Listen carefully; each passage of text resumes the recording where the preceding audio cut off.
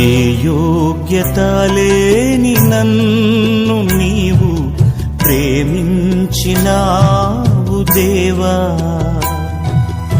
ఏ అర్హత లేని నన్ను నీవు రక్షించినావు ప్రభువా. చెప్పండి గట్టిగా.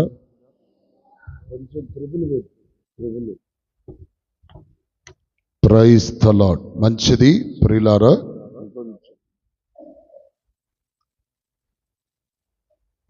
ఈ ఉదయకాలపు వేళలో దైవ సన్నిధికి విచ్చేసినటువంటి మీ అందరికీ కూడా ప్రాముఖ్యంగా ప్రత్యేకించి వందనాలు తెలియచేస్తూ ఉన్నాం. మరి దేవుని మహాకృప మన యందు అత్యధికముగా ఉన్నది గనుకనే మనం ఈ రీతిగా దైవ సన్నిధిని కూడుకొనటానికి ప్రభు కృప చూపాడు. అందును బట్టి ప్రభుకి మహిమ కలుగునుగాక. చెప్పండి అందరూ హల్లెలూయా. ప్రియులారా, ఆలస్యం చేయకుండా దేవుని వాక్యములోనికి వెళదాం. మనము దేవుని వాక్యమును ధ్యానిస్తున్నప్పుడు దేవుని వాక్యములో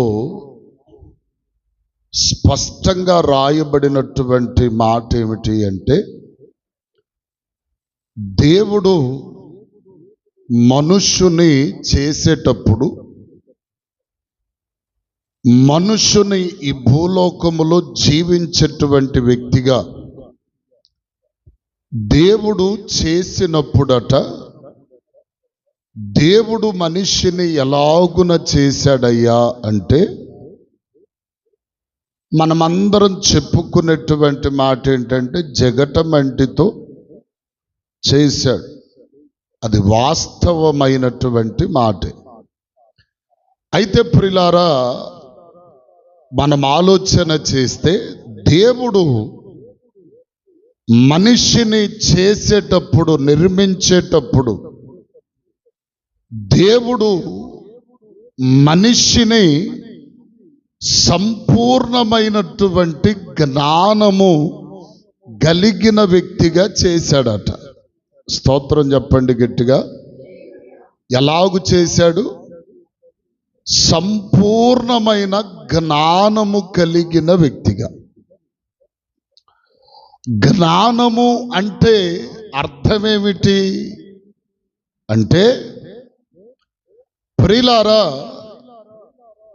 జ్ఞానము అంటే వివేకం అనుకొనవచ్చు, లేకపోతే తెలివి అనుకొనవచ్చు, ఇంకా అనేక రకాలైన పదాలతో దానిని సంబోధిస్తూ మాట్లాడవచ్చు. ఇప్పుడు దేవుడు మనుష్యుని చేసినప్పుడు సంపూర్ణమైన జ్ఞానవంతునిగా నరుని దేవుడు చేశాడు. చేసేటప్పుడు ఆయన చేస్తున్నటువంటి మనుష్యుని యొక్క నిర్మాణములో అక్కడ ఒక మాట అంటాడు. కీర్తన పుస్తకము 8వ అధ్యాయము 5వ చరణములో 8:5 దేవుని కంటే ఎలాగు చేశాడట. ఏమండి, 4వ వచనములు అంటాడు, నీవు మనుష్యుని జ్ఞాపకము చేసుకొనుటకు వాడే పాటివాడు. అయితే ఏమండి, నీవు చూడండి అక్కడ దేవుని కంటే వానిని తక్కువ వానిగా చేశాడు. అంటే దేవుడు మనిషికి సంపూర్ణమైనటువంటి జ్ఞానమును ఇచ్చాడు గాని ఒకటి తక్కువ చేశాడు. ఏంటది? దేవుని కంటే ఎక్కువగా కాకుండా దేవుని కంటే తక్కువ వానిగా చేశాడు. స్తోత్రం చెప్పండి గట్టిగా. ఎలాగు చేశాడట? ఏమండి? దేవుని కంటే తక్కువ వానిగా. ఒకవేళ దేవునితో సమానునిగా మనుష్యుని చేస్తే మనుష్యునికి దేవుడు సంపూర్ణమైన జ్ఞానమిచ్చాడు గనుక దేవునిని ప్రక్కన పెట్టివేసి మనుష్యుడు తన ఇష్టానుసారముగా ప్రవర్తించేవాడు. హల్లెలూయా. వాస్తవమా కాదా? చెప్పరే. ఇప్పుడు ఇద్దరు వ్యక్తులు కొట్టుకుంటున్నారు అనుకోండి, ఇద్దరు బలాలు ఒక్కటైనప్పుడు ఏ వ్యక్తి ఓడిపోతాడు, ఏ వ్యక్తి గెలుస్తాడు? ఇద్దరు బలాలు ఒక్కటే కదా. ఇప్పుడు పాఠం ఏమిటంటే ప్రియులారా గమనించండి, దేవుడు తనకంటే తక్కువ వానిగా నరుని చేశాడు. కాబట్టే నరుడు కొంత మట్టుకైనా అణిగి మణిగి జీవిస్తున్నాడు. ఎందుకో చెప్పనా? ఎందుకని? ఒకవేళ ప్రియులారా దేవుని కంటే దేవునితో సమానముగా దేవుడు చేసి ఉంటే ఎలా ఉండేదంటారు?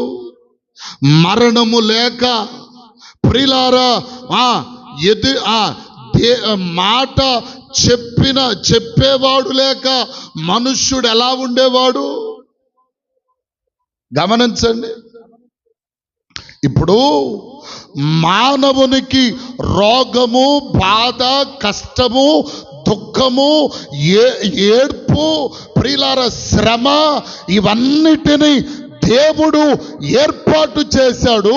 వీటన్నిటితో పాటు మరణం అనేటువంటి దానిని కూడా దేవుడు మనుష్యునికి ఏర్పాటు చేశాడు. కాబట్టి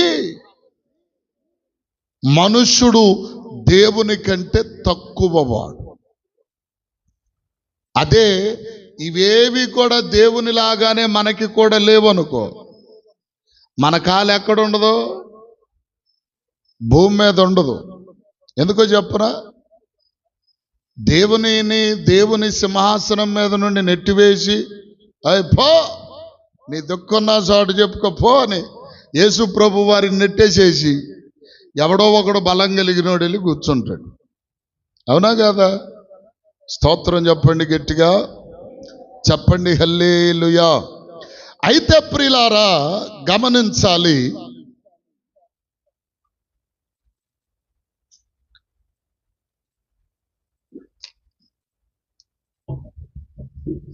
దేవుడు మనిషిని ఎందుకు జ్ఞానము కలిగిన వానిగా ఇదిగో నిర్మించాడు, చేశాడు అంటే ప్రియులారా, ఇదిగో ఈ మానవుడైనటువంటి వాడు భూమి మీద జీవించినంత కాలము ఆ మానవుడు జ్ఞానము కలిగి తెలివి గలవాడై అతడు బ్రతుకు దినములన్నీ వెళ్ళపుచ్చాలి అని చెప్పి సంపూర్ణమైన జ్ఞానమును దేవుడు మనుష్యునికి ఎందుకు ఇచ్చాడయ్యా అంటే మేలు కీడులను పరీక్షించడానికి. అంటే మంచేదో చెడేదో ఇదిగో ప్రియులారా మనుష్యుడు గమనించుకోవాలి,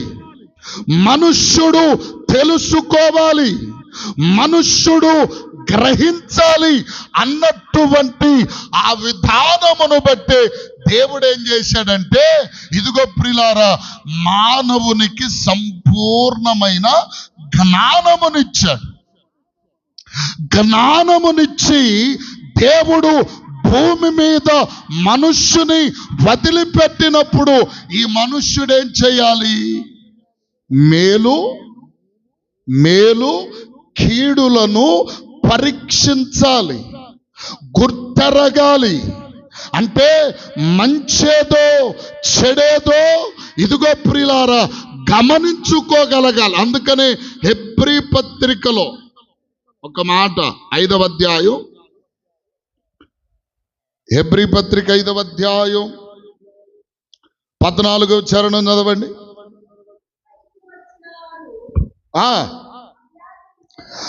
అభ్యాసము చేత మేలు కీడులను వివేచింపగలరు.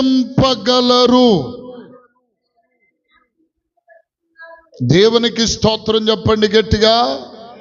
ఇప్పుడు దేవుడు మనుష్యునికి జ్ఞానం ఎందుకు ఇచ్చాడు? మేలేదో చెప్పరే, అక్కడేమన్నాడు?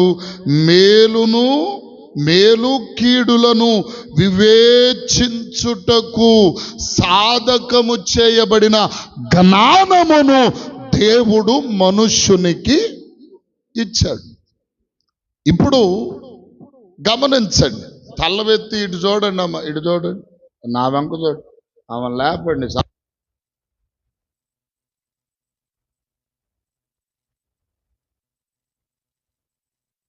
గమనించండి, ఇప్పుడు మేలు కీడులను తెలుసుకోగలిగిన జ్ఞానమును దేవుడు మనకిస్తే ఆ జ్ఞానము చేత మంచేదో చెడేదో మనము తెలుసుకోవాలి, గమనించాలి, ఎరగగలగాలి. ఇదిగో ప్రియులారా, తీపేదో చేదేదో మనం తెలుసుకోవాలి, జీవమేదో మరణమేదో మనము గమనించాలి. ఏది లేకుండా గుడ్డెత్తెల్లి చేలోబడినట్టు ఉండటానికి కాదు దేవుడు మనకు జ్ఞానము ఇచ్చింది. స్తోత్రం చెప్పండి గట్టిగా. దేవుడు జ్ఞానం ఎందుకు ఇచ్చాడు? ఎందుకు ఇచ్చాడు? సపోజ్ ఒక మాట చెప్తాను. మన భారతదేశములో వాస్తవానికి కొన్ని రాష్ట్రాలలో బియ్యము పండిస్తున్నారు. బియ్యం పండిస్తూ ఉంటే బియ్యం పండబడుతున్నాయి. బియ్యంని ఒడ్డు మంచిగా నూర్చుకొని తెచ్చుకొని కొట్లలో గుర్చుకొని మిల్లాడించుకొని ఆ బియ్యాన్ని ఏం చేస్తున్నాం? ఇంటికి తెచ్చుకున్నాం. ఈ బియ్యం ఏం చేయాలి? ఇప్పుడు వండు కావాలా? కొండలో బియ్యం పోసేసుకొని కడుక్కొని తినేసేస్తే పోలా? అంటే అది వండుకుంటే చక్కగా మెత్తగా ఉంటుంది, మంచిగా ఉంటుంది, ఆరోగ్యానికి కూడా కొంత ప్రయోజనకరంగా ఉంటుంది. ఉత్త బియ్యమే తినేసేస్తే కొంతకాలం కడుపులు నొప్పి వస్తుంది, ఆ తర్వాత పాండ వస్తుంది, ఆ తర్వాత ఒంటిలో ఏ రక్తపు బొట్టు కూడా లేకుండా ఎండి ఎండి ఎండి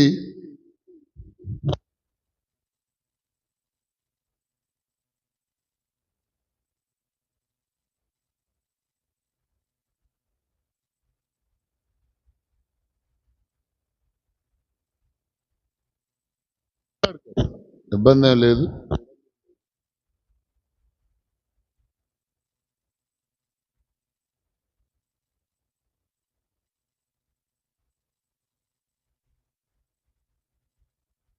గాక హల్లెలూయా. నేను ఒక మాట చెప్తున్నాను. విషయం ఏంటంటే, పంది 10 పిల్లల్ని వేస్తుంది. పంది 10 పిల్లల్ని వేస్తుంది. పంది 10 పిల్లల్ని వేసినా కానీ అది పెంట తినిపించే వాటిని మేపిద్ది. పందిలాగా 10 పిల్లల్ని కనే కంటే కూడా ఏనుగులాగా ఒక్క పిల్లను కానీ చెప్పరే. ఎందుకు ఈ మాట చెప్పానో తెలుసా? నేను అంటాను, దేవుని కొరకు దేవుని విషయములో బాధ్యత, భారము, ఆసక్తి కలిగి రాగలిగిన వాళ్ళే రండి, దాంట్లో ఇబ్బంది ఏం లేదు. అర్థం కావట్లా? లేదు నాకు నిద్ర వస్తుందో లేకపోతే కొంచెం వాళ్ళ వ్యవహారం కార్యక్రమాలు ఉన్నాయి అనుకొని చక్కగా చర్చిలో మాట్లాడుకుంటే కాకుండా బయటికి వెళ్ళి కాసేపు మాట్లాడుకొని రండి.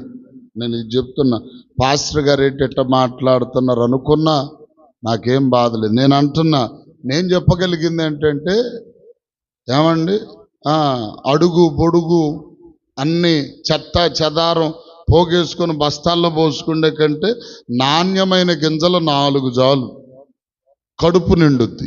అంతేనా? నాణ్యమైన చెప్పరే. ఏమండి పంకం కింద తూరుపోత పోసిన తర్వాత ఏమండి ఆ పంకం గాలి దెబ్బకు అన్ని తప్పలన్నీ ఎగిరి అంత దూరాన పడతాయి. ఆ తప్పలన్నీ ఒడ్డనుకొని గోతంలో గుర్చుకొచ్చుకుండే కంటే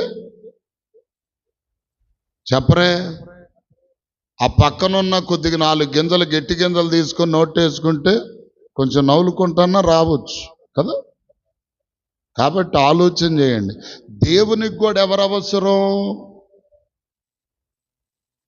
ఏమంటే మత్తయి సువార్త 3వ అధ్యాయం చదవండి ఆ మాట. మత్తయి సువార్త ఒకసారి నేను వాక్యంలోకి వెళ్ళబోయే ముందు మీకు ఆ మాట చెప్తాను. 3వ అధ్యాయం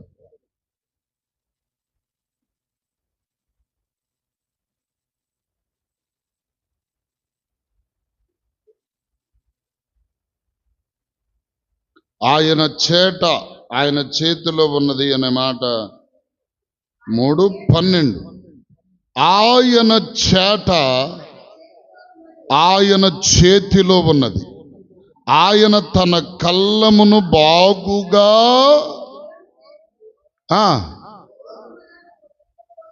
గోధుమలను తప్పంతా తీసుకెళ్ళి కొట్లో పోసాడా?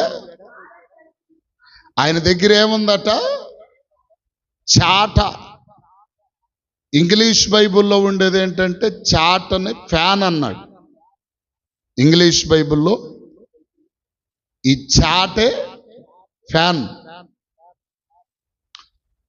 ఏమండి ఆ ధాన్యమును చాటలో చెరిగినప్పుడు తప్పంత ఏమవుతుంది? వెళ్ళిపోతుంది, దూరంగా వెళ్ళిపోతుంది. గింజలు మాత్రం, గట్టి గింజలు మాత్రం ఒక చోట పడుతున్నాయి. ఆ పడినటువంటి ఆ గింజలను తీసుకొని వెళ్ళి ఎక్కడ పోస్తున్నాడు? కొట్లలో పోస్తున్నాడు. పనికిరాని పొట్టునేం చేస్తాడు తెలుసా? కొంచెం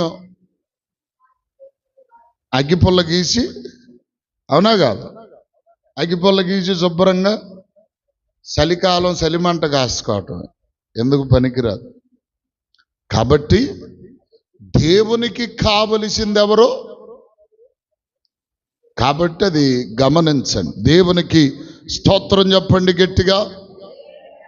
ఇప్పుడు గమనించాలి ప్రియులారా, దేవుడు మనుష్యునికి జ్ఞానం ఎందుకు ఇచ్చాడు అంటే మేలు కీడులను పరీక్షించడానికి, మంచేదో చెడేదో ఎరగడానికి, మంచి మార్గమేదో చెడ్డ మార్గమేదో ఎరుగు నిమిత్తము దేవుడు మనుష్యునికి జ్ఞానమిచ్చాడు. దేవుడు మనుష్యునికి జ్ఞానమిస్తే ఆ జ్ఞానమును దేని కొరకు ఉపయోగించాలి అంటే మంచి చెడులను వివేచించడానికి వాడాలి. కానీ మనుష్యుడేం చేస్తాడో తెలుసునా? మనుషుడేం చేస్తాడు? ఇప్పుడు నీకు దేవుడు జ్ఞానమిచ్చాడు గనుక జ్ఞానమును దేని కొరకు వాడాలి అంటే ప్రియులారా, మంచి చెడ్డలు ఎరుగునట్లు, మేలేదో కీడేదో తెలుసుకొనున్నట్లు. అవునా కాదా? స్తోత్రం చెప్పండి గట్టిగా. అందుకనే బైబిల్ అంటాడు, మీరు పాముల వలె వివేకమును పావురము వలె నిష్కపటులై ఉండుడి అంటాడు. హల్లెలూయా, చెప్పండి హల్లెలూయా. ఎలా ఉండాలంట? పాముల వలె వివేకం. వివేకం అంటే జ్ఞానం. అర్థం కాల? జ్ఞానం ఎందుకు అంటే అక్కడే చెప్పాడు, మంచి చెడులను ఎరుగునట్లు, మేలు కీడులను తెలుసుకొనున్నట్లు మానవునికి దేవుడు సంపూర్ణమైన జ్ఞానం ఇచ్చాడు. సంపూర్ణమైన జ్ఞానం ఇచ్చాడు. ఈ జ్ఞానమును ఏమండి దేవుడిచ్చినది ఎందుకు అంటే మేలు కీడులను పరీక్షించడానికి. కానీ మనుష్యుడు ఎలాగూ తన జ్ఞానమును ఉపయోగిస్తున్నాడు అంటే, యెషయా గ్రంథములోనికి మనం వస్తే, యెషయా గ్రంథము దయచేసి 5వ అధ్యాయం, యెషయా గ్రంథం 5వ అధ్యాయం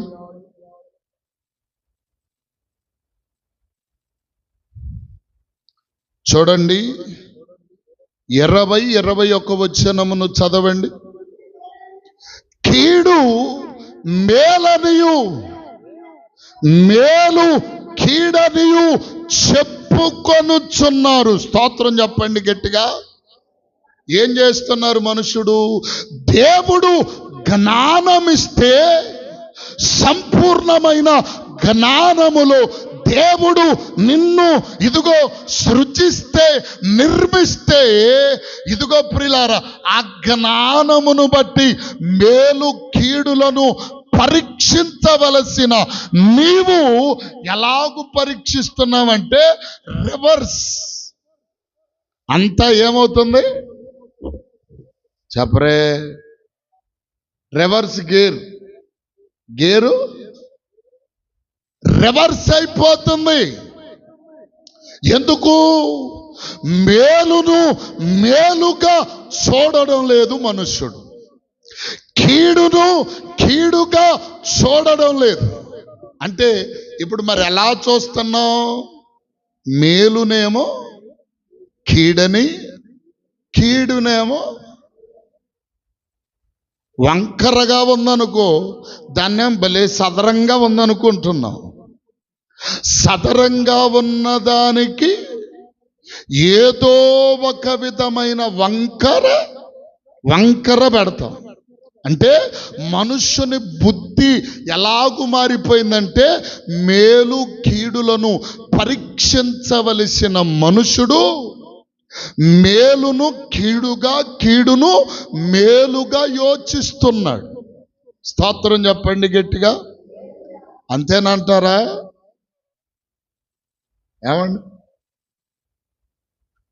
అంతేనంటారా కాదా? హల్లెలూయా. మేలునేమో అక్కడేమన్నాడు చదవమ్మా? కీడు మేలనియు మేలు కీడనియు చెప్పుకొని, చీకటి వెలుగనియు వెలుగు చీకటనియు ఎంచుకొని వారికి శ్రమ, చేదు తీపనియు తీపి చేదనియు ఎంచుకొని వారికి శ్రమ. దేవునికి స్తోత్రం చెప్పండి గట్టిగా. ఎలాగున్నారు ఇప్పుడు ప్రజలు? దేవుడు సంపూర్ణమైన జ్ఞానముతో ఉంచిన ఈ మనుష్యుడు ఎలాగు మారిపోయాడండి? ఎలాగు మారిపోయాడు చెప్పరే? హల్లెలూయా. ఏమండి, ఎలాగు మారిపోయాడు? మేలును మేలుగా చూడడం మరచిపోయాడు, కీడును కీడుగా చూడడం మానేశాడు. ఇప్పుడు జరుగుతుందంతా ఏమిటంటే రివర్సే. మంచినేమో చెడుగా చూస్తున్నాడు, చెడునేమో మంచిగా చూస్తున్నాడు. ఇదిగో ప్రియులారా, చీకటినేమో వెలుగుగా భావిస్తున్నాడు, వెలుగునేమో ఇదంతా చీకటే అని భావిస్తున్నాడు. కారణం ఏమిటంటే ప్రియులారా, మనుష్యుని యొక్క జీవితం తారుమారు చేయబడిపోయింది. స్తోత్రం చెప్పండి గట్టిగా, చెప్పండి హల్లెలూయా. దేవుడు నిన్ను సృజించినప్పుడు, నిన్ను నిర్మించినప్పుడు ఒక పరిపూర్ణమైన జ్ఞానవంతునిగా, ఆలోచన కలిగిన వ్యక్తిగా దేవుడు నిన్ను చేశాడు. ఆదామును చేసి దేవుడు, ఆదామా నా దగ్గరికి రా అన్నాడు. సరేనని చెప్పి వచ్చాడు. రాగానే ఆయన దగ్గరకు ప్రభు ఏం చేశాడంటే, ఇదిగో సకల పక్షులను, ఏమండి, జంతువులను, అడవి మృగములన్నిటిని పిలిచాడు. ఆదామా, నీవు వీటికి ఏ పేరులైతే పెడతావో ఆ పేరులు ఇదిగో ఈ దినానికి అలాగూ ఉన్నాయి. అంటే మనుష్యుని సృజించినప్పుడు ఎంత జ్ఞానవంతుడు, ఏమండి. ఏనుగు బాగా కొంచెం గాంభీర్యంగా ఉంది కాబట్టి దానికి ఏనుగని పెట్టాడు, గుర్రానికి గుర్రమని పెట్టాడు, ఏమండి, కాకికి కాకి, పక్షికి పక్షి, ఇలాగూ కోడికి కోడి, ప్రతి దానికి ప్రతి పేరు మనుష్యుడు ఆదాము, మొదటి మనుష్యుడైన ఆదాము పెట్టాడు. ఇప్పుడు ఈ మనుషులు, ఇప్పుడున్న ప్రపంచం ఎలాగ మారిపోయిందో చెప్పనా, ఎలాగ మారిపోయిందో చెప్పనా, ఏమండి. ఇంట్లో పెంచుకుంటే కొన్ని ఉన్నాయి, అడవిలో పెంచుకునేటువంటివి కొన్ని ఉన్నాయి. అడవిలో పెంచుకునే వాటిని తెచ్చింటోనే పెంచుకుంటున్నారు ఈరోజు. అర్థమవుతుందా? కొన్ని పాశ్చాత్య దేశాలకు వెళితే పులులను కూడా ఇంట్లో పెంచుకుంటున్నారు కొంతమంది, సింహపు పిల్లలను కూడా ఇంట్లో పెంచుకుంటున్నారు కొంతమంది. హల్లెలూయా. పాములు కూడా ప్రతిదాన్ని. అంటే ఇప్పుడు మనం గమనించండి, కీడునేమో మేలుగా భావిస్తున్నాడు, ఇదిగో మేలునేమో కీడుగా భావిస్తున్నాడు. వాస్తవానికి చూడండి, ఎవరికైనా మంచి చెప్పాలని చూచినా, మంచి చెప్పినా ఎవ్వడు ఆ మాట వినడు. ఏమండి, సపోజ్గా ఇంకొక మాట చెప్తాను. ఒక క్రొత్త కోడలు ఇంట్లోకి వచ్చింది అంటే ఇంట్లో ఉన్న అత్త ఏం చేసిద్దంటే తన కోడలకు మంచి చెప్ప ప్రయత్నిస్తుంది. అమ్మా, ఇదిగో నువ్వు చుట్టుపక్కల ఎవరి దగ్గరికి వెళ్ళబాక, ఆ మాట ఈ మాట వినబాక, ఇంట్లో శుభ్రంగా పొద్దున్నే టిఫిన్ చేయి, పని చేసుకో, కాసేపు మంచిగా రెడీ అయ్యి ఆ టీవీ పెట్టుకొని చూడమ్మా, ఆళ్ళ దగ్గరికి వెళ్ళి మాట్లాడబాక, ఏయో ఒకటి చెబుతూ ఉంటారు. ముందుగా ఎరిగి అత్త చెప్పిందని అని చెప్పి మనసులో ఆహా అనుకుంటుందేమో. సరే, అప్పటిదాకా బాగానుంది. వెంటనే పక్క స్నేహాలు పెరిగిపోతాయి. ఏమండి, ఇంక మెల్లిగా పక్కవారు చెప్పే మాటలు వినటం ప్రారంభిస్తుంది. మంచి ఎప్పటికీ ఆ అమ్మాయికి నచ్చల. ఇప్పుడు చెడు చెబుతుంటే మెదడులోకి బాగా రికార్డింగ్ చేసుకుంటుంది. మీ అత్త మామూలు కాదు, మీ ఆయన మామూలుడు కాదు, మీ మామ మామూలు కాదంటే మొత్తం మిక్సీలో గ్రైండర్ వేసి, దేవునికి స్తోత్రం, చక్కగా బొమ్మంట తిప్పి కొద్దిగా వేసేసి తాగిపిస్తే మనిషి ఇప్పుడు కొంచెం స్థితులు మారుతాయి, మాటలు మారుతాయి. కొంప కొల్లేరయిన దాకా ఏమేం చేస్తుంది. ఇప్పుడు ఈ కోడల గారికి ఏమి నచ్చింది? మంచి నచ్చలేదు. ఇదిగో ప్రియులారా, మంచి మాట వినబడలేదు. చెడు మాట అయితే వినడానికి సొంపుగా, ఇంపుగా, ఆహ్లాదకరంగా ఉంటుంది.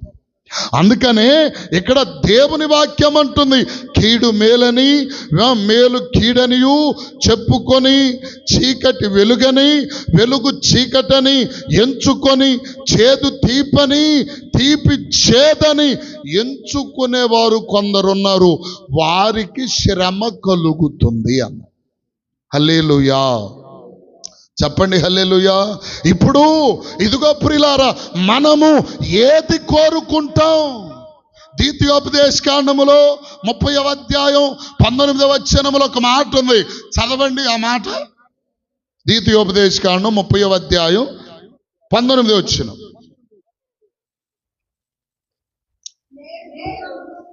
నేడు జీవమును మరణమును ఆశీర్వాదమును శాపమును నేను నీ ఎదుట ఉంచి భూమి ఆకాశముల మీద సాక్షులుగా పిలచుచున్నాను. నువ్వేది కోరుకుంటా ఇప్పుడు? చెప్పండి, ఏది కోరుకుంటా? చెప్పాలా? మాట చెప్పండి. జీవమును కోరుకుంటావా? మరణమును కోరుకుంటావా? ఆశీర్వాదం కోరుకుంటావా? శాపం కోరుకుంటావా? ఏది కోరుకుంటాం మనం? చెప్పండి. జీవము ఉంటే జీవం. మరణం కోరుకుందాం అనుకుంటాడు ఎవడన్నా? చెప్పరే, అనుకుంటారా? నీకు కోరుకున్నటువంటి ఆప్షను వస్తే నీవు జీవాన్నే కోరుకుంటావు, మరణమును కోరుకోవు, ఆశీర్వాదాన్నే కోరుకుంటావు, శాపము నీకొద్దు. అంటే ఎక్కడేమో బుద్ధి జ్ఞానం బాగానే పనిచేస్తుంది. నీకు వినే విషయానికి వస్తే, చేసే విషయానికి వస్తే, నీవు చేసేటువంటి పనులు కార్యాలు ఎలా ఉంటాయి అంటే ప్రియులారా, ఇదిగో ముందు చెప్పినట్లుగా మేలునేమో కీడుగా ఎంచుతాం, కీడునేమో మేలుగా. ఇప్పుడు ప్రియులారా, సామెతల పుస్తకములు అంటాడు, ఒకడు తాను నడుచుచున్న మార్గం సరి అయినదిగా కాకపోయినా అతడు అనుకుంటాడంట నేను మంచి. ఆ మాట చదవండి. సామెతల పుస్తకం 14:12 ఒకని ఎదుట సరి అయినదిగా కనబడు మార్గము కలదు. దేవునికి స్తోత్రం చెప్పండి గట్టిగా. ఎట్టంటండి? సరి అయినదిగా మంచిదే. నేను చేసే ప్రతి పని మంచిదైతే నువ్వు నాకెదురు మాట్లాడతావా అనుకునేవాళ్ళు లేరా? మాట్లాడేవాళ్ళు లేరా? గమనించండి. ఇప్పుడు దేవుడు మన విషయములో ఏమండి మేలునే చేయాలి అనుకుంటున్నాడు. ఆశీర్వాదమునే నా బిడ్డల జీవితములో జరిగించాలి అనుకుంటున్నాడు. జీవమునే నా బిడ్డలకు ఇవ్వాలి అనుకుంటున్నాడు. అయితే మనుష్యుడు ఏం చేస్తున్నాడంటే జీవమును ప్రక్కన పారవేసి మరణపు వైపు కొనసాగబడుతున్నాడు. అతడు చేసేది తప్పైనా, అతడు చేసేది అన్యాయమైన, ఇదిగో ఇతడు అనుకుంటాడు నేను చేస్తున్నది మంచి. మంచా చెడా? చెప్పండి, మంచా చెడా? మంచేనా అంటారా? మనం ఏం చేసినా మంచేనా? అవునా? మంచిదైతే మంచి అంటారు, అది పాయింట్. మంచి పని చేస్తే మంచి, చెడు చేస్తే అది చెడే. చెడును కూడా మంచిది అనుకోవటం నీ అజ్ఞానం, అమాయకత్వం అవుతుంది. స్తోత్రం చెప్పండి గట్టిగా. ఇప్పుడు ఒకని ఎదుట సరి అయినదిగా కనబడు మార్గము కలదు, అయితే తొదకు అది మరణమునకు త్రోవ తీసిన. 16:25 కూడా చదవండి. అదే సామెతలు 16:25. ఒకని మార్గము వాని దృష్టికి యథార్థంగానే కనపడిద్ది. అయినను అంటే నీకు అది యథార్థంగా కనబడితే మంచిదని కాదు. అర్థం కావట్లే. ఒకడు వచ్చి అన్నాడు, పాస్టర్ గారు నేను డైలీ ప్రార్థనకి వెళ్తానండి, బైబిల్ బలి చదివేస్తాను అని అన్నాడు. మంచిది. అయితే అండి కొంచెం ఇదిగో రోజుకు ఒక క్వార్టర్ కూడా తాగుతానండి.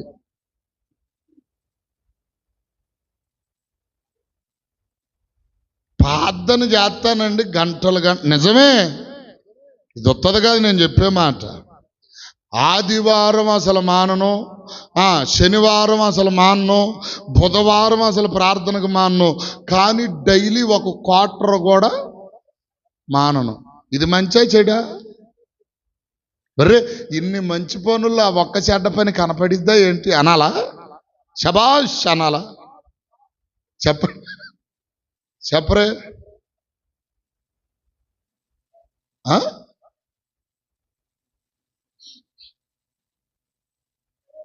సరే మంచిది. ఇతడు అన్యాయము చేస్తే దానిని ఎదురించినటువంటి వారి కుటుంబాన్ని, వారి జీవితాలను సర్వనాశనము చేస్తే అది మంచి పని. వాడు కూడా వచ్చి చెప్తాడేమని, రేయ్ నన్ను ఎదిరించిన ఎవరిని నేను ఒప్పుకోలా, ఊరుకాలా, భూమి మీద ఉండనివ్వలేదు. మంచి పనే చెప్పండి, మంచి పని అంటారా? ఇప్పుడు వీళ్ళ దృష్టిలో వారికి అది ఎలా కనిపిస్తుంది? మంచిది. నేను చేసే ప్రతి పని సరి అయినదే, మంచిదే అనుకుంటున్నాడు. సాగినంత కాలము అది ఎలా ఉంటుంది చెప్పండి? సాగినంత కాలం. ఇప్పుడు మొన్న ఏలూరు కాదు, నెల్లూరులో గాంధీ హాస్పిటల్ అని ఒకటి ఉంది. ఆ గాంధీ హాస్పిటల్లో మెడికల్ అంటే మెడికల్ కోర్సు చదువుతున్నటువంటి ఒక 6 యవనస్తులు, అచ్చగా మగపిల్లలే, దరిదాపుగా 25 లోపు ఉన్నటువంటి వయస్సు కలిగిన వాళ్ళు. వీళ్ళల్లో ఒకని సిస్టర్కి పెళ్ళి, ఒకని సిస్టరో ఎవరో, మొత్తానికి బంధువుల పెళ్ళి. అందరు ఫ్రెండ్స్ కదా, మాట్లాడుకుని రే పలాని వివాహానికి వెళ్ళొద్దాం అనుకున్నారు. మారుతి షిఫ్ట్ డిజైర్ తీసుకున్నారు, బయలుదేరారు, వెళుతున్నారు. బోర్డుల మీద అనేక చోట్ల జరుగుతున్న ప్రమాదాలు, పరిస్థితుల కారణమును బట్టి రోడ్ల మీద కూడా అతివేగము ప్రమాదకరం అని చెప్పి రాస్తూనే ఉన్నాడు. వెళ్ళేవాడు వెళ్తున్నాడు, చచ్చేవాడు చస్తున్నాడు, బతికేవాడు బతుకుతున్నాడు. ఈరోజు ఎలాగు వెళ్ళినా చచ్చేవాడు చేస్తున్నాడు, చావడని కాదు. ఇప్పుడు 6 పిల్లలు ప్రియులారా, ఇంచుమించుగా మరి ఎంత లేపారో కారు తెలియదు కానీ అదుపు తప్పిపోయింది. అదుపు తప్పి వెళ్ళిపోయి ఒక ఇంట్లోకి దూరేసింది. ఆ ఇంట్లో ఉన్న మనిషి చచ్చిపోయాడు, ఈ కారులో ఉన్న 6 చచ్చిపోయారు. తల్లిదండ్రుల పరిస్థితి ఏంటి? వాడు అనుకుంటాడు, ఒకవేళ ఆ స్పీడ్లో ఏ ప్రమాదం జరగలేదనుకో, రెండోసారి కూడా రే భలే స్పీడ్కి వచ్చాం కదా, భలే స్పీడ్. ఆడి దృష్టిలో అదే ఎలా ఉంటుంది? అదొక తీపి జ్ఞాపకంగా, అదొక మంచి ఎంజాయ్మెంట్ లాగా కనిపిస్తుంది. ప్రాణం పోయింది కదా ఇప్పుడు అనుకోవటానికి చెప్పరే. ప్రాణం పోయేదాకా నీ చేతులతో నువ్వే నీ జీవితాన్ని నాశనం చేసుకున్న తర్వాత ఇక నిన్ను గురించి ఆలోచించేవాడు ఎవడన్నా ఉన్నాడా? అందుకనే మనం చేసే ప్రతిదీ మంచిదని అనుకోకూడదు. నీవు చేసిన పని మంచిదైతే నలుగురు ఏం చేస్తారు? నిన్ను అప్రిషియేట్ చేస్తారు, కొంచెం కంగ్రాట్స్ చెప్తారు, ఏమండి అభినందిస్తారు. అదే చెడ్డది అయితే ప్రియులారా, నిన్ను అనేకులు ఏం చేస్తారు? ముఖం మీద ఉగిపోయిన పక్కనే అంటారు. ముఖం మీద ఉగిపోయినా చెప్పరే, ముఖం మీద ఎవరు అని థూ అనరు, పక్క థూ బతుకు పాడవా అని చెప్పి అనుకుంటూ వెళ్తారు.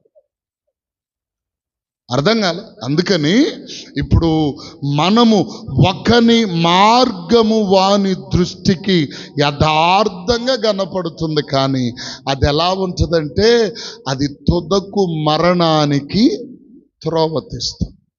ఇప్పుడు దేవుడు మనకిచ్చిన జ్ఞానం ఎందుకు? మంచి చెడు వివేచించాలి. ఇదిగో మేలేదో కీడేదో పరీక్షించాలి, జీవమేదో మరణమేదో తెలుసుకోవాలి. ఇదిగో ప్రియులారా, చీకటేదో వెలుగేదో గ్రహించాలి.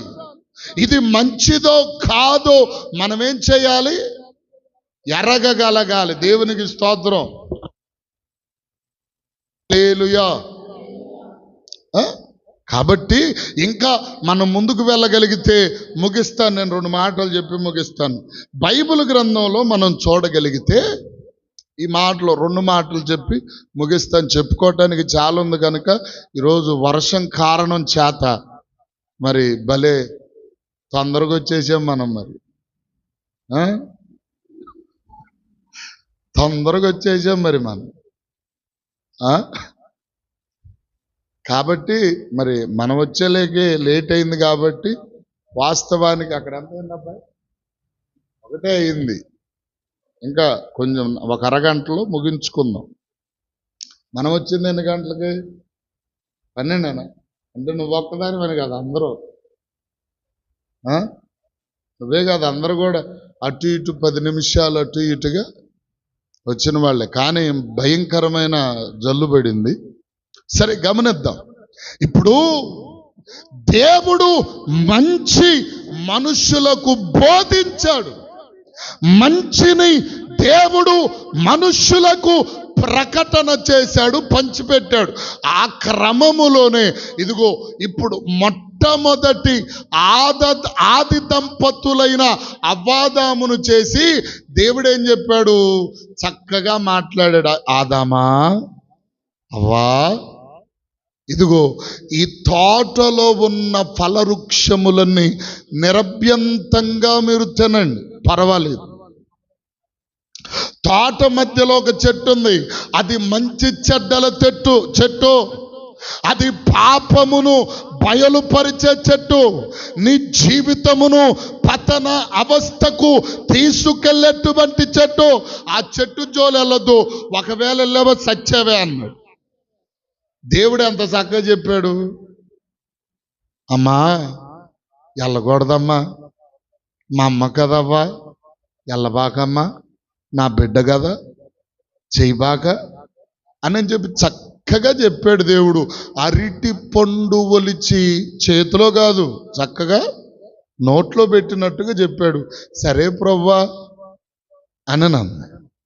అంటే దేవుడటెల్లగానే మరలా సాతాను వచ్చాడు. దేవుడు చెప్పిందేంటి ఇప్పుడు దాకా? అంతేనా? ఉర్గన్ పాస్ గారు దేవుడు ఎక్కడన్నా మంచి చెబుతాడు అంటారు.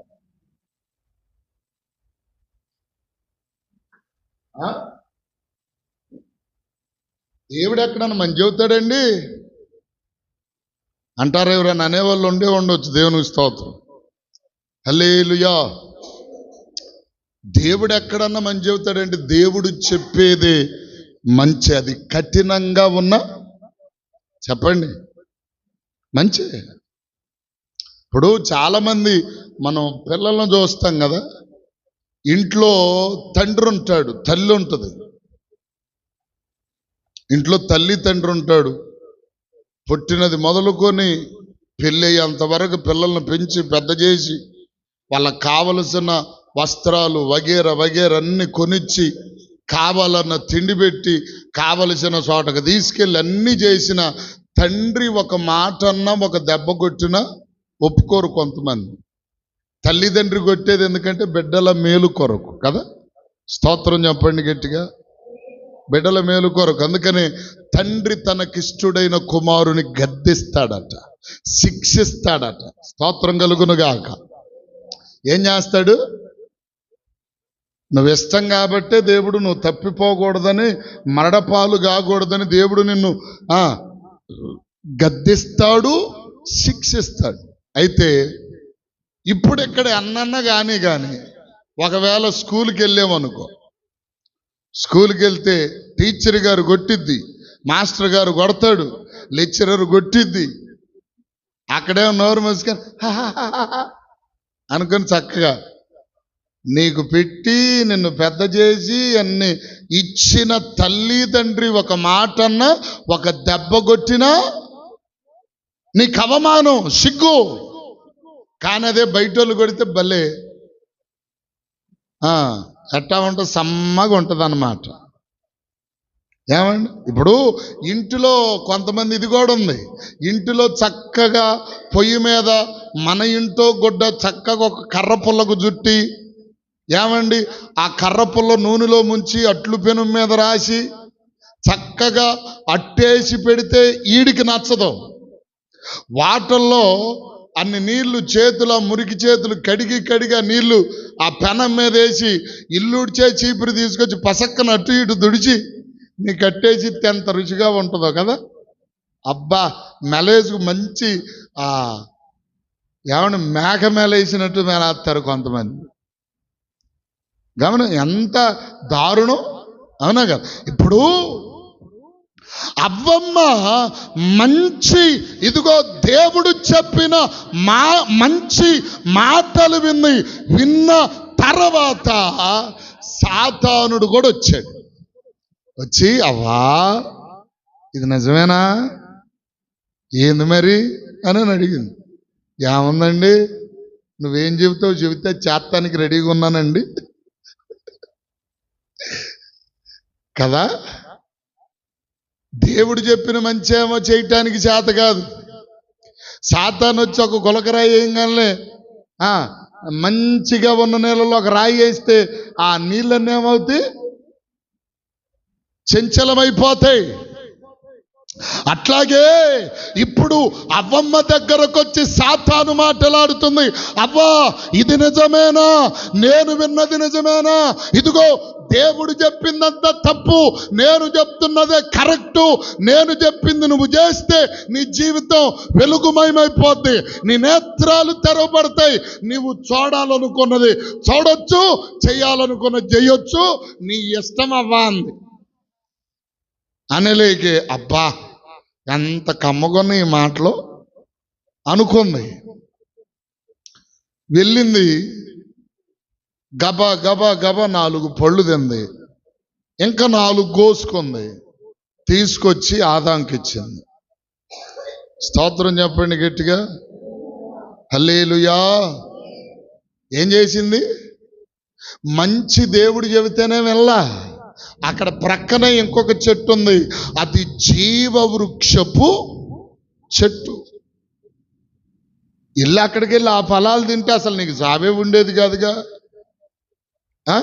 నీవు నిరంతరం జీవించేవాడివిగా. ఏమండి, గమనించండి. ఇప్పుడు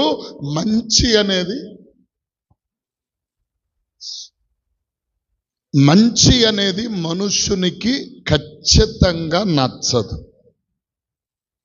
అది మన డిఎన్ఏలో ఉంది, మన రక్తంలో ఉంది, మన బాడీ అంతా అది స్ప్రెడ్ అయిపోయింది. అంతేకాదు, యేసు ప్రభు దగ్గరకు ఒక వ్యక్తి వెళ్ళాడండి. యేసు ప్రభు దగ్గరకు ఒక వ్యక్తి వెళ్ళాడు. ఇది ఆది కాండములో మనం చూస్తాం ఈ మాటను గురించి, ఆదామును గురించి. తర్వాత మార్కు సువార్తలో మరొక వ్యక్తి ఉన్నాడు. యేసు ప్రభు దగ్గరకు వెళ్ళాడు. అతడు ఒక యవనస్తుడు వెళ్ళి, ప్రభువా బోధకుడా, 10వ అధ్యాయం మార్కు సువార్తలో 10వ అధ్యాయం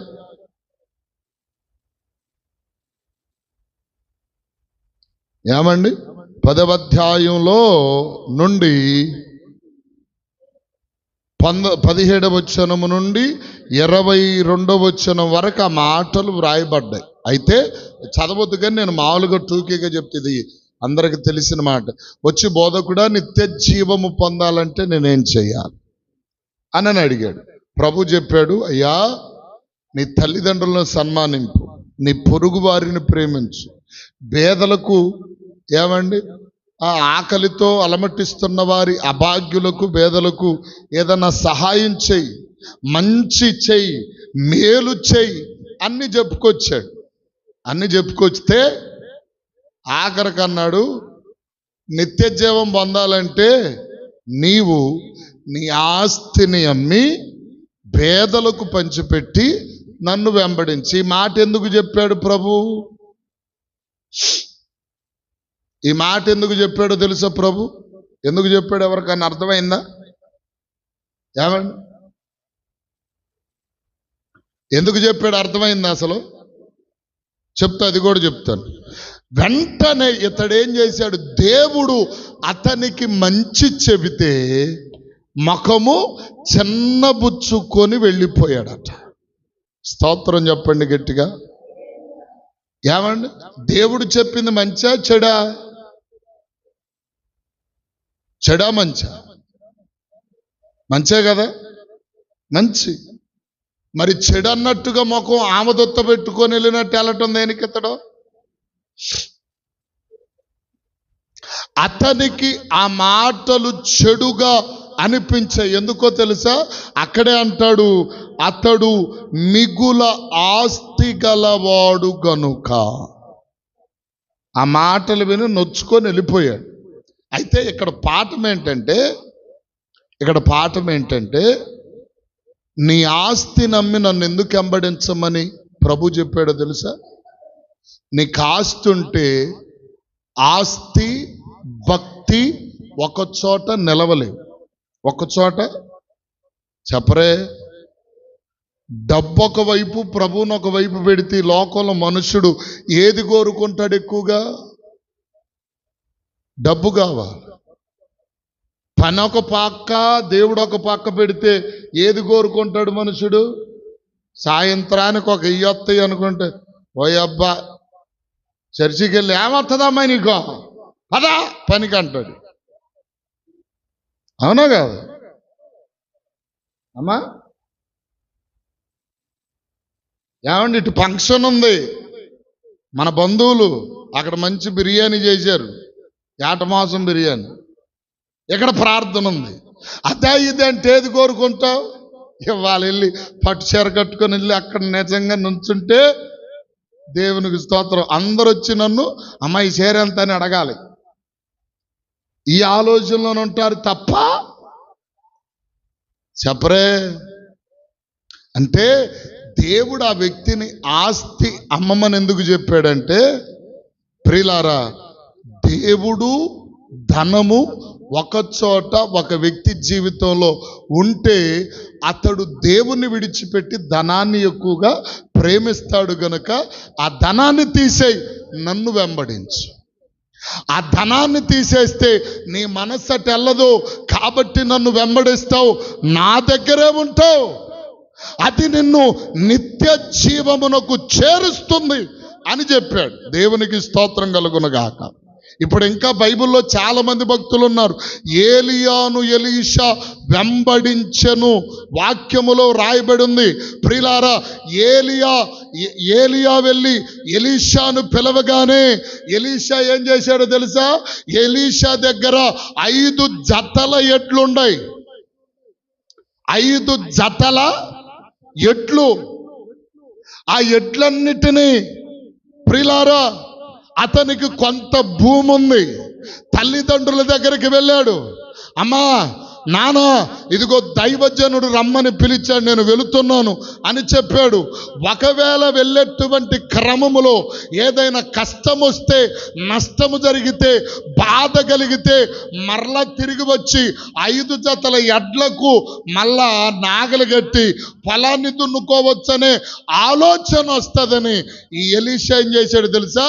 5 జతల ఎడ్లను కోసి కూరండేసి భోజనాలు పెట్టేశాడు. స్తోత్రం చెప్పండి గట్టిగా. అంటే దేవునికి మనలను దూరం చేసేది ఏదైనా సరే మన జీవితములో ఇష్టపడని వారు మేలును కోరుకునేవాళ్ళు. స్తోత్రం చెప్పండి గట్టిగా. ఏమండి? కీడును కోరుకునే వాళ్ళు ఎవరో? కీడును కోరుకునే వాళ్ళు ఎవరు? చాలా మంది ఏం చేస్తున్నారంటే ఈ రోజుల్లో మనుషులందరూ కీడే చెప్పరే. ఏమండి? మాయ మాటలు, భ్రమపరిచే మాటలు, మోసపుచ్చే మాటలు, రకరకాలైన మాటల చేత నిన్ను భ్రమ పెడితే ఆ భ్రమ పెట్టిన మాటల్లో పడిపోయి నాశనములోనికి దిగిపోయే అంతవరకు కూడా నీ జీవితం నీకు అర్థం కానంత భయంకరమైన పరిస్థితిలోనికి వెళ్ళిపోతున్నావు. అది నువ్వు గమనించటల్లా, అది నీవు అర్థం చేసుకోవట్లా.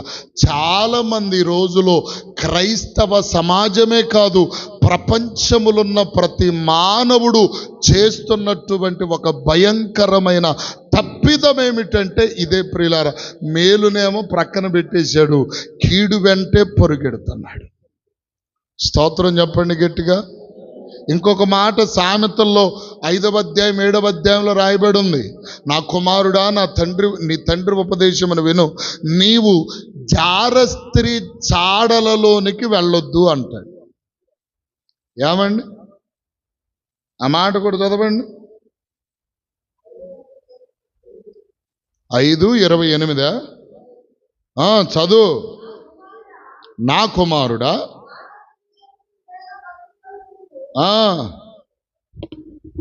చదువమ్మ. 20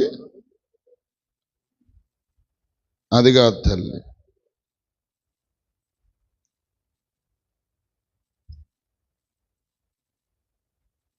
ఏడవ అధ్యాయములో ప్రియులారా 6వ అధ్యాయం. ఏది 7?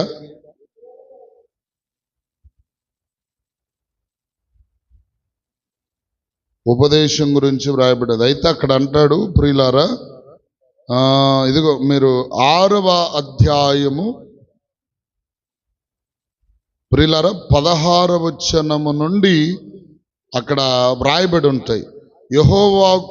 యెహోవాకు అసహ్యములైన వారు గలవు అని చెప్పి మాట్లాడుతా ఇదిగో ప్రియులారా క్రింద అవన్నీ కూడా మాట్లాడుతూ వచ్చి జార స్త్రీ 24వ అధ్యాయం, చెడు స్త్రీ యొద్దకు పోకుండా పరస్త్రీ పలుకులు ఇచ్చకపు మాటలకు లోబడకుండును, అవి నిన్ను కాపాడతాయి. కానీ ఇవి వినేవాడు లేడు. చాలా మంది వినేవాడు లేడు, వినడం లేదు. అంతేకాదు, అది ఆ మాట నాకు జ్ఞాపకం రాల. ఉరి వచ్చినట్లుగా అకస్మాత్తుగా నీ మీదకి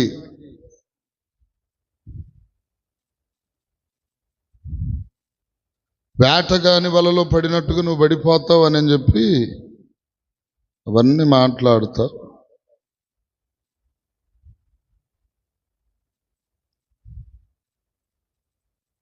సరే, ఆ మాటలు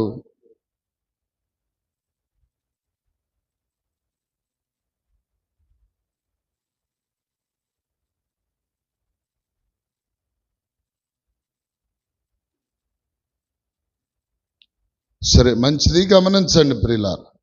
5వ వచనం 5:6-5లో ఉంది చూడు. వేటగాని చేతి నుండి లేడి తప్పించుకున్నట్లు ఇవన్నీ కూడా అక్కడ రాయబడి ఉంటాయి. సరే మంచిది, పర్వాలేదు, గమనించండి. అందుకే చాలా మంది కొన్ని విషయాలలో మంచి మాటను తృణీకరిస్తున్నారు. దేవుడు చెప్తున్నది ఏంటంటే, నా యొద్దకు వచ్చి నా మాట వింటే నీకు మేలు కలుగుతుంది, దీవెన కలుగుతుందని ప్రభు వేల సంవత్సరముల నుండి అనేకులకు బోధిస్తూ ప్రకటిస్తూ ఉన్నప్పటికీ ఈరోజు వరకు చాలామంది ఏం చేస్తున్నారంటే ఆ మాటలను నిర్లక్ష్యము చేస్తున్నారు. ఏమండి, ఇదే క్రమంలో మనం ముందుకు వెళ్ళగలిగితే ఒక్క వ్యక్తి కనిపిస్తాడు, మనందరికీ తెలిసిన వ్యక్తి. ఏమండి, ఆదికాండం 12:1 మనకు కనిపిస్తాడు అబ్రహాము. అబ్రహాముతో దేవుడు మాట్లాడాడు. అప్పటి వరకు ఉన్న అబ్రహాము వేరు, దేవుడు మాట్లాడిన తర్వాత అబ్రహాము వేరు. అబ్రహామా అంటే ఎవరివయ్యా అన్నాడు. నేను నిన్ను సృజించిన దేవుడును. మాట్లాడి చిత్తము ప్రభువా సెలవిమ్ము, నీ దాసుడు ఆలకిస్తున్నాడు అన్నాడు. వెంటనే దేవుడు మాట్లాడాడు, నీవు ఈ ప్రాంతాన్ని, ఈ దేశాన్ని, ఈ ప్రజలను వదిలిపెట్టి నేను చూపించు దేశానికి బా. నేను నిన్ను గొప్ప జనంగా చేస్తా, నిన్ను ఆశీర్వదిస్తా. నిన్ను ఆశీర్వదించిన వారిని నేను ఆశీర్వదిస్తా, నిన్ను శపించిన వారిని నేను శపిస్తా. ఇదిగో ప్రియులారా, భూమి మీదనున్న సర్వ జనములు నీ వలన ఆశీర్వదించబడునట్లు నేను చేస్తానన్నా. వెంటనే విన్నాడా లేదా దేవుని మాట? విన్నాడా? నిజం చెప్పాలా, పొరపాటు పడుతున్నారేమో, ఇంకోసారి ఆలోచన చేయండి. విన్నాడా లేదా? అబ్రాహాము దేవుని మాట విన్నాడా?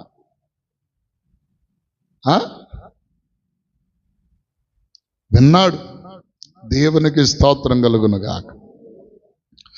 దేవుడు ఏదైతే చెప్పాడో, ఏ కార్యమైతే చెప్పాడో, ఏ మాట అయితే పలికాడో ఆ మాట ప్రకారంగా జీవించాడు అబ్రహాం. కనుకనే దేవుడు అతన్ని ఏం చేశాడు తెలుసా? అత్యధికంగా ఆశీర్వదించాడు. దేవునికి స్తోత్రం కలుగును గాక. చెప్పండి హల్లెలూయా. ఇంకొక మాట చెప్పనా మీకు? అబ్రహామును దేవుడు ఎక్కడ పెట్టాడు తెలుసా? దేవుడు ఎక్కడ పెట్టాడు? అబ్రహాము చనిపోయాడు, సమాధి చేయబడ్డాడు, ఇప్పుడు మృతులలోనికి వెళ్ళాడు. మృతులలోనికి వెళ్ళిన వాడు ఎక్కడున్నాడయ్యంటే యేసుక్రీస్తు ప్రభుల వారు చెప్తున్నాడు, ఇదిగో ధనవంతుడు చనిపోయాడు, పేద లాజరు చనిపోయాడు. ధనవంతుడు చనిపోయి ఎక్కడికి వెళ్ళాడు? అగ్ని గంధకములలోనికి వెళ్ళాడు. ఇదిగో చనిపోయిన పేద లాజరు ఎక్కడున్నాడు? పరదైసులు అబ్రహాము రొమ్మున. ఇప్పుడు అబ్రహాం ఎక్కడున్నాడు?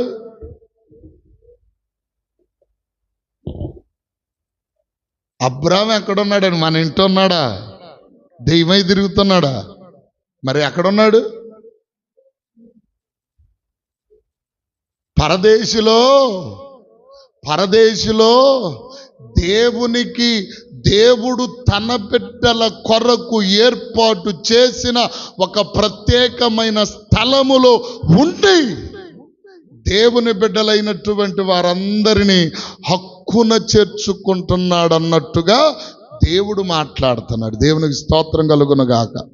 ఇప్పుడు లాజరు చనిపోయి ఎవరి దగ్గర ఉన్నాడు?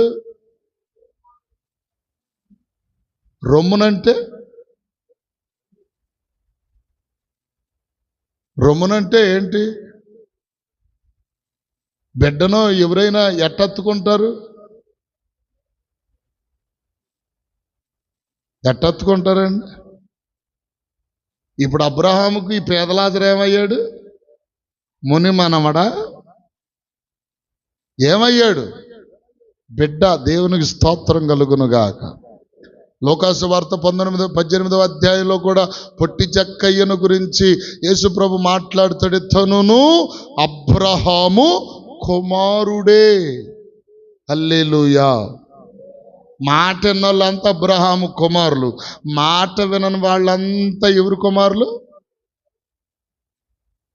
ధనవంతుని కుమారుల. పాస్టరమ్మ గారు భలే టైట్లు పెడుతుంది. మాట విననోళ్ళంతా ఎవరి కుమారులో చెప్పనా? సాతాను సంబంధులు.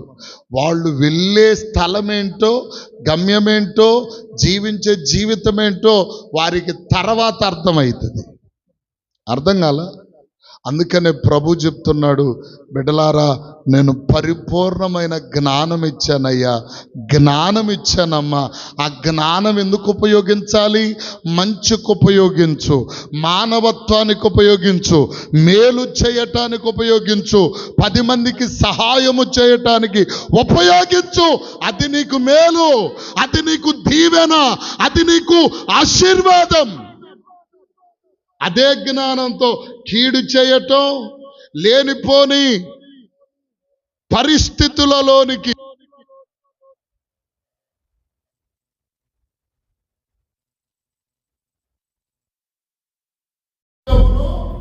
తెచ్చుకోనకూడదు. కాబట్టి ఈరోజు దైవజనునిగా మీ అందరికీ ప్రకటన చేస్తున్నటువంటి మాట ఏమిటంటే, దేవుడు మనందరికి పరిపూర్ణమైన జ్ఞానం ఇచ్చాడు. ఈ జ్ఞానం ఎందుకు వాడతావు? మొబాకు 2 కొని కొత్తగా 4 ప్లేట్లు గట్ట గట్ట గట్ట గట్ట.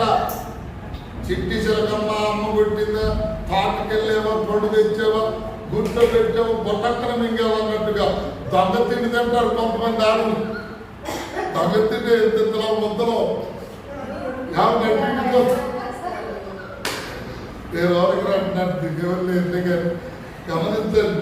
అట్లాగే మన జ్ఞానం దైవికమైన విషయాల కొరకు, మంచి విషయాల కొరకు, మేలుకరమైన విషయాలు జరిగించే విషయంలో ఈ జ్ఞానమును వాడితే నీవెంత ధన్యుడవో తెలుసా? నీకెంత మేలు కలుగుతుందో తెలుసా? నీ జీవితం ఎంత ఆశీర్వాదకరంగా మారుతుంది అంటే, అద్భుతమైన ఇదిగో పరిస్థితులు నీ జీవితంలో ముందు ముందు చూస్తూ నడుస్తాయి. హల్లెలూయా. కాబట్టి ఇప్పుడు మనం ఏం చేయాలి? దేవుడిచ్చిన జ్ఞానం మంచి పనుల కొరకు, దైవికమైన కార్యముల కొరకు మనం వినియోగిస్తే అది మనకు దీవెన. అలా మన జీవితాల్లో మనం అలా జీవిస్తూ దైవ కార్యాల కొరకు, మంచి విషయాల కొరకు మన జ్ఞానాన్ని వాడి ప్రభు సన్నిధానంలో బలానమ్మకమైన మంచి బిడ్డలారా అనేటువంటి పేరును సంపాదించుకోవడానికి ప్రయత్నిద్దాం. అట్టి కృప ప్రభు మనకిచ్చునుగాక. ఆమేన్. అందరూ తలలో చెల్లించిన